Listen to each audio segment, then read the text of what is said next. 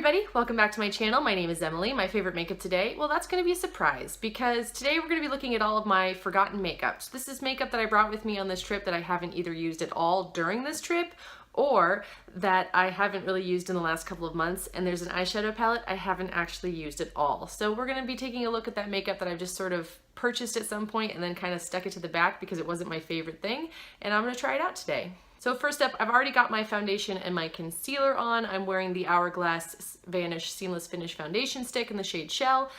It's not actually behaving very well today on my skin. My skin's a little angry, it's a little bit dry, and I'm trying a depuffing gel from Dr. Brandt underneath my eyes, which is interesting, but it does not make my makeup sit quite as nicely. So there's not so much I think I can do about that today, so we're just gonna move on from there. So we're gonna go on to blush at this point. So right now I have the Fenty Beauty Matchstick in the shade Yacht Lyfe that I haven't really been using as a blush. I do like it, I just kind of forgot I brought it with me because I just haven't been using it. It's sort of like NARS Orgasm, but a little more gold in it. The best way I found to use the stuff as opposed to putting it directly on my skin is to sort of like warm it up on my hand and pick it up on my fingers and then pat it onto my cheeks.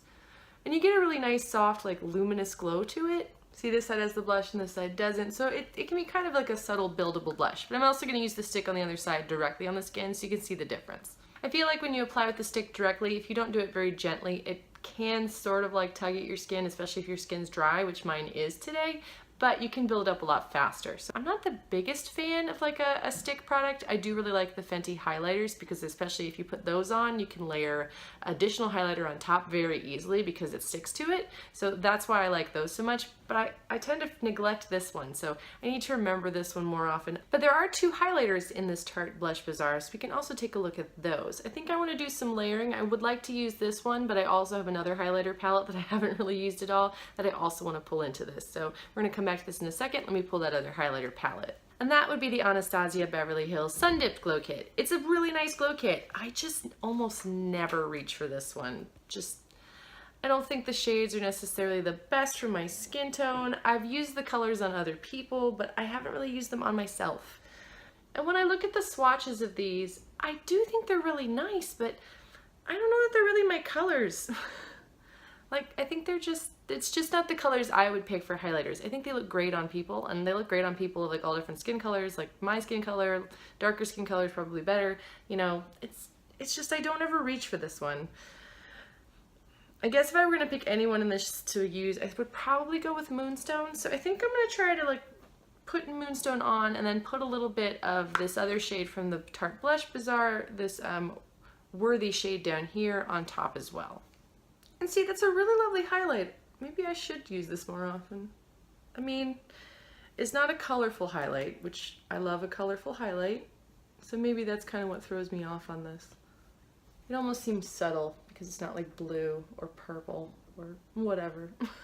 Probably for me, this seems like a more natural looking shiny blindy highlight, and that's not necessarily what I go for. So for me, it just seems a little weird to pick this. But it is really good quality, and I feel like I neglect it all the time. This does look really nice on the skin. I can't lie. I don't know if I would pick these. I feel like maybe I might pull out the singles of these and maybe give some of the darker shades that I'm not going to use. Like, I know I'm not going to use that bronze shade. It looks like eyeshadow to me, and I have eyeshadows that I use in that shade anyway, and I feel like somebody else with a deeper skin tone would get better use out of it.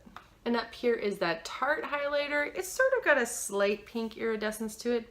It's really faint. I don't remember that I particularly was impressed with the Tarte highlighter performance. I mean, this one does appear to have a little bit of micro glitter in it.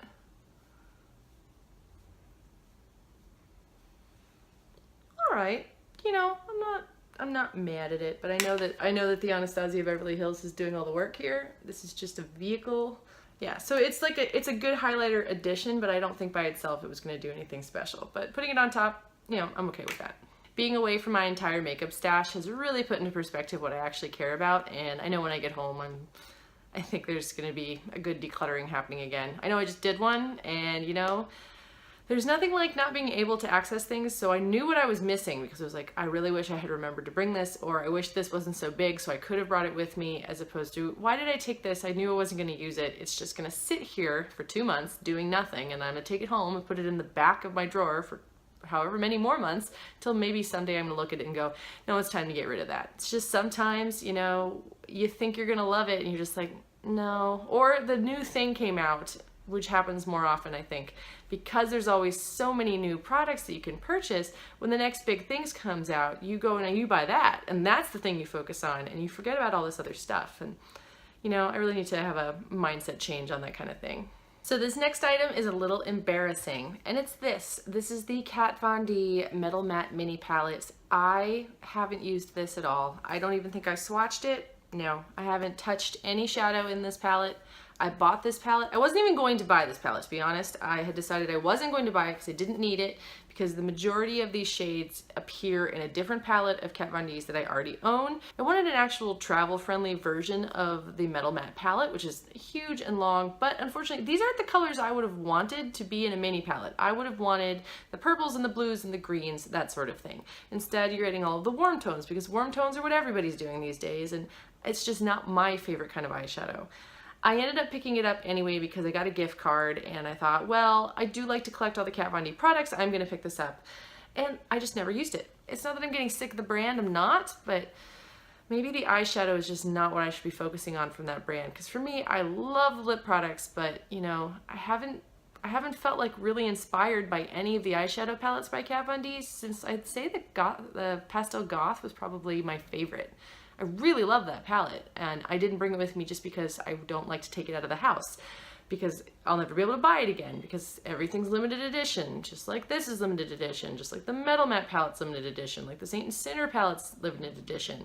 There aren't any real palettes from her that you can just keep getting except Shade and Light, and I don't need a palette full of neutrals, so it's hard because these come out and then I get obsessed with the idea if I don't get it, I'm never going to be able to, and what if it turns out that it's amazing and I waited too long? So that's why I picked this up. And I'm sure it's going to be good quality, but am I going to use it? And that's the question I keep having. Anyway, let's try to get some use out of this palette today. I think I'm going to take this suede shade here and put that all across my lid as sort of a base color. And if I'm going for a transition, you know, we'll see if I end up taking in some of like maybe this feather shade, because if I recall correctly, I did like the feather shade. I know it was the oak shade I found to be patchy, and I don't remember the velvet shade honestly at all. And the bone is fine, but I don't really tend to use a white or light cream eyeshadow, especially like as a highlight color. I prefer something with some shimmer in it if I'm gonna do sort of like a brow bone highlight. That's just me. So the shadows are a little bit powdery and there's a lot of kick up in the pan, but it's not terrible. I mean, it goes on very nicely. It goes on pretty opaque. Take a little bit of that oak shade and I'm gonna put that on the lid a bit. All right, so the oak shade in this palette does not seem to be quite as patchy as it was in the previous palette. So I guess there's that. Also, oak doesn't have nearly as much kick up as suede did, so maybe that's something that's unique to suede. I guess we'll find out. And I'm going to take a little bit of feather and put that on the inner corner. Not necessarily as a highlight, but just the inner third of my eye. Feather is a bit powdery. And that's just blending away into nothing. Let's try a little bit more. I do not like the performance of this shade Feather. I just don't think it looks like anything. It just blends back into the color of my eye. I don't get the yellow to it at all. It's very disappointing. All right, well, let's take a little bit of velvet and try to put that in the outer corner and see how that looks. I get really hesitant with shades like velvet with this sort of like deep purpley brown because they almost never go on very well for me. So let's see if this one's any better. All right, I'm not mad at it, but only because I'm barely getting any payoff. So even if it looked bad, it would be easy to sort of blend away. Okay, so velvet went on all right. So out of this palette, like suede and feather, I'm not particularly impressed. I think oak and velvet are fine, and I haven't really tried bone yet, but bone is just not my speed. So let's move on to the Metal Crush because that's actually what I want to use today. I think I'm going to put Thunderstruck on the brow bone. I may use a little bit of Flash as the inner corner highlight, and then I want to sort of pull in Decay and Raw Power. I'm going to skip Synergy for today because that one doesn't look nearly as much fun. So the Thunderstruck in this palette does not have quite the same squishy texture as the single. It also doesn't appear to be quite as pink in the reflect as my single does either. Because actually, if you go swatch these in stores next to each other, if you swatch the single of Thunderstruck, it's the same as Becca's Vanilla Quartz. Like, the same if you look at it on your hand. You wouldn't think that they would be, but they actually are. So now I'm going to take that Decay shade and sort of put that in the middle of my lid. All right, Decay's got a lot of fallout. That's annoying. Now I'm going to go back in with Raw Power and add that to the outer corner. So Raw Power is not really blending, so it's just looking a mess, whereas wherever I touch down is where it's at, and that's about it. I'm not happy with how this is going. All right, I'm gonna go with Flash and put that on my inner corner highlight. Let's hope this looks a little bit better.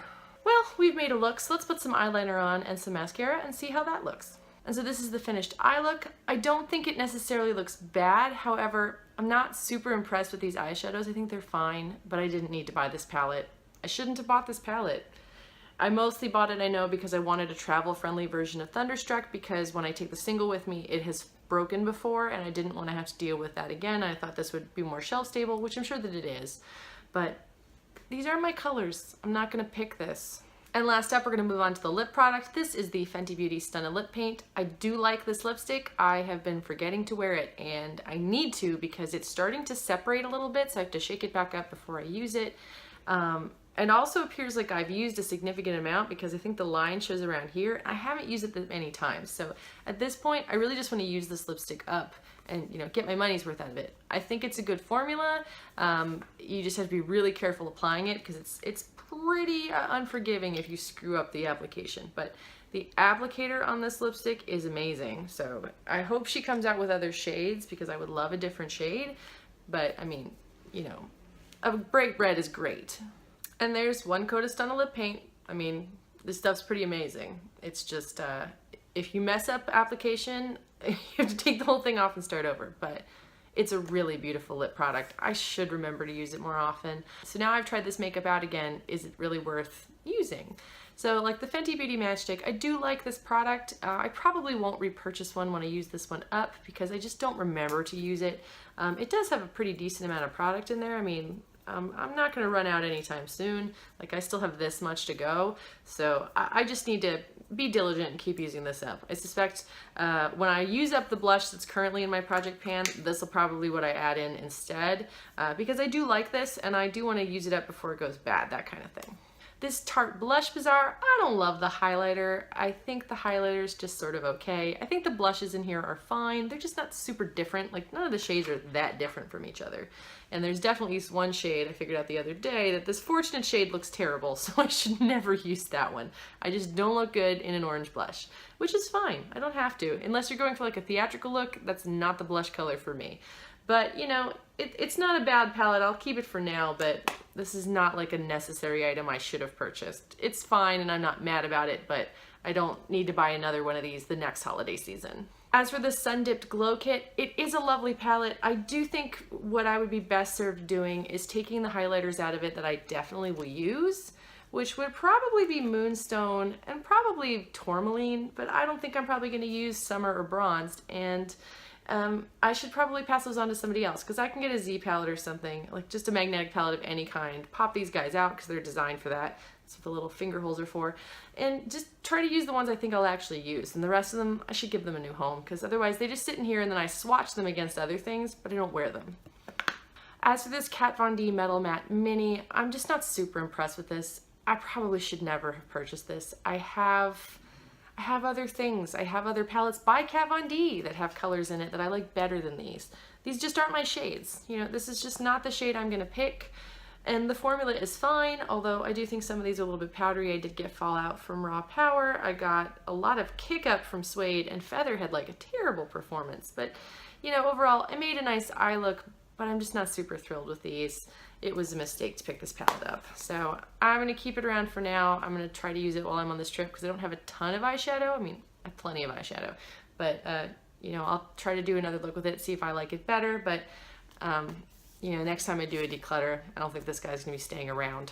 And last up, we have the Fenty Beauty Stunna Lip Paint. I do really enjoy this lipstick. It looks great once I get it on. It's just so difficult to put on, and I don't like using it like if I'm out and about because I want to like be staring in a mirror and very, very carefully and slowly put this on so I don't screw it up. But it is a really nice formula. I am only concerned that because it seems to separate a lot, I just want to make sure I use this up, so I just need to make an effort to use this lipstick more often.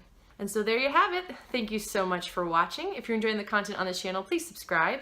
If you've got a suggestion for a video you'd like to see me do, please put that in the comments down below. Or if you've got some sort of forgotten makeup that you realize you need to start using again, let me know what that is as well. I hope you're all having a wonderful day, and I'll see you all soon. Bye!